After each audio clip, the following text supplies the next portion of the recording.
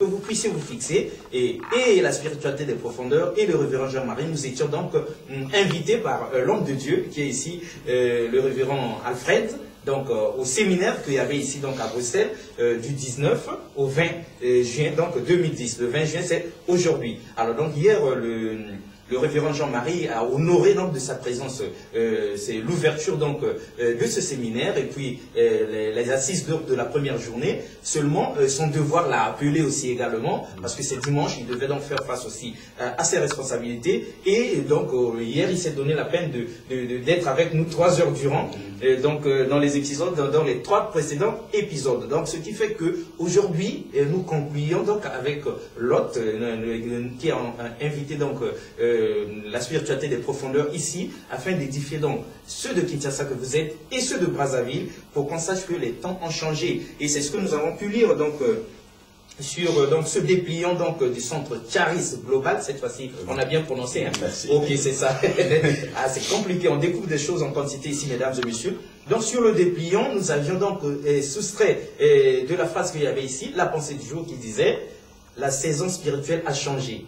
Et Dieu fait quelque chose de nouveau sur la terre. » Et ceux qui sont avec nous depuis le début de ces émissions comprennent que le message de l'homme de Dieu qui est ici diffère de beaucoup d'autres qui l'ont précédé, parce que justement, ça parle déjà de la réforme. Et ça veut dire, ça sous-entend qu'il y a quelque chose qui a cloché quelque part, et quelque chose qui tournait par an, et l'homme de Dieu a donc reçu de la part de Dieu une vision permettant donc de jeter les bases de cette réforme, et ce qui donc déclenche, on l'a suivi dans les 3 précédents épisodes, les foudres donc d'autres hommes de Dieu qui voudraient que les choses restent comme telles, qui estiment que l'Église se porte bien et qu'on n'a pas à s'alarmer sur l'Église, que l'Église en tout cas est de bonne santé et le Saint-Esprit agit dedans. Mais il y en a des fidèles qui disent que non, dans la problématique, ce n'est pas la quantité qui est importante devant Dieu, mais la qualité de ces fidèles qui sont donc sous la responsabilité de ces hommes de Dieu. Cela dit, hommes de Dieu, aujourd'hui donc c'était la dernière journée pour votre séminaire, et nous avons eu donc la grâce d'être là, et donc nous avons pu noter des questions par nous-mêmes en tant que journalistes, et nous avons pu aussi en avoir d'autres personnes qui avaient assisté donc au séminaire, et ceux qui vous suivent là, afin de vous les poser pour qu'on puisse être un peu plus collés à vous, collés à votre réalité. Donc on va voir si l'heure nous permet, sinon vous allez donc essayer de répondre petit à petit à chacune de ces questions, pour qu'à la fin, on ait une idée globale de ce qu'avait été le séminaire, de ce qu'est votre vocation, votre conviction, de ce que vous comptez donc impulser comme ça là, impacter donc dans la sphère des églises, pour le réveil en tout cas, pour que Dieu ne soit plus injurié de cette manière, parce que même nous nous permettons d'être patients avec vous, hommes de Dieu. Seulement nous savons que les hommes de Dieu, ce sont des hommes à qui on ne peut plus faire confiance. Mais au moins vous. Bon, on ne bavard pas trop. L'homme de Dieu, la toute première question: quelles sont les difficultés que vous avez déjà rencontrées, ou bien que vous rencontrez dans la dynamique de la réforme de l'Église? Là, merci pour la question. Là, je serai même bref. Les premières difficultés que nous rencontrons, c'est au niveau de nos amis, nos collaborateurs, leaders. Comme on a dit, à l'époque de Jésus, si Jésus, mes bien-aimés, a été tué par les Juifs, c'était aussi par souci des intérêts. Vous savez, lorsque vous lisez dans l'histoire, à un moment donné, les sacrificateurs qui travaillaient au temple avaient créé un label. Donc, au travers des sacrifices, il y avait un marché. Donc, c'était une affaire, de gros sous là-dedans. Donc, du coup, quand Jésus dit, il arrive, il dit, ce n'est plus l'affaire des sacrifices, mais les choses doivent aller ceci.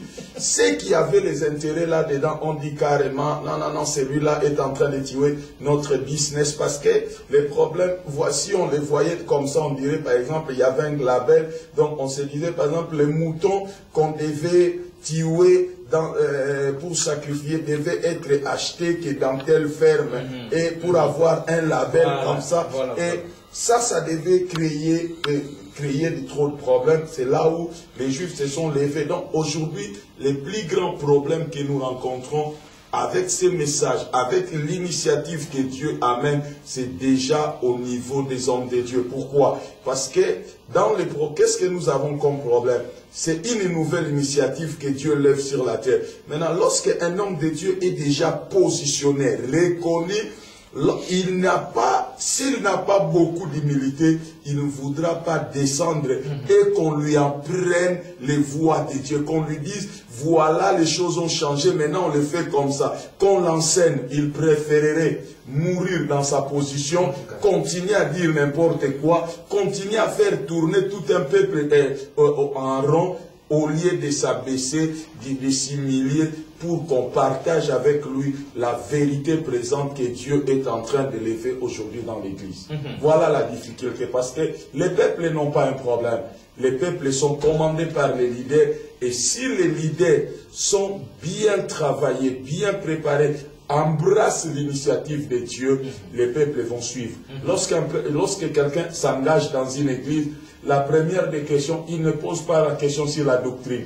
Il ne pose pas la question sur la prédication. Toute la doctrine qu'on lui présente, toute la prédication qu'il donne, il n'a qu'à dire amen. Donc du coup, si les hommes de Dieu que nous sommes, embrassent cette initiative, les membres l'embrasseront. Alors, deuxième question, il y a quelque chose qu'on avait oublié donc, dans les 3 précédentes émissions, quelque chose de très important.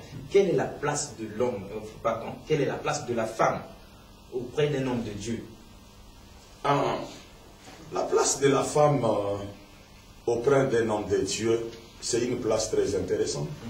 Parce que la femme occupe la même place dans la vie d'un homme. Je ne dis pas que c'est la même chose, mais la femme occupe la même place dans la vie d'un homme que le Saint-Esprit. Que le Saint-Esprit dans la vie d'un chrétien.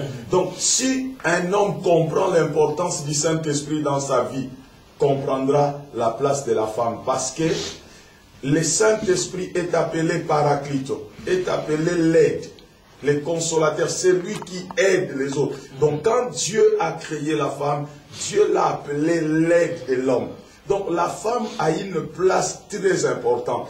Mais aujourd'hui, dans ce que nous sommes en train de comprendre aujourd'hui, la place de la femme dans la vie d'un homme de Dieu, c'est d'être une bonne épouse, d'être une bonne maman pour les enfants, et d'être une bonne femme pour son foyer, et d'être une femme moderne, capable d'être bien, d'être éduquée, d'être instruite, d'être travailleur, d'être une femme qui a la vie de prière, d'être une femme qui assiste, d'être une femme hospitalière, mais qu'il n'est pas mis en place. Par exemple, aujourd'hui, la terminologie maman pasteur pose des problèmes dans les églises. Lorsque la femme du pasteur commence à être appelée maman pasteur, il croit de surcroît qu'il devient ministre de Dieu, où il a des responsabilités dans l'église. Moi, je conseillerais aux hommes de Dieu d'essayer de mettre leurs femmes à leur place au niveau de la famille, de prendre soin des enfants, de s'occuper bien de la famille, de prendre soin de l'homme de Dieu. Parce que beaucoup de familles des hommes de Dieu, beaucoup de familles des serviteurs de Dieu ont des problèmes, parce que depuis toujours, on nous a fait croire que la famille venait après l'église, la famille venait après le ministère, alors que la famille c'est déjà l'église. Aujourd'hui, nous avons compris avec la révélation de Dieu que d'abord il y a Dieu, il y a la famille, et puis il y a le ministère ou l'église. Parce que si on n'a pas bien pris soin de sa famille, le ministère on le fera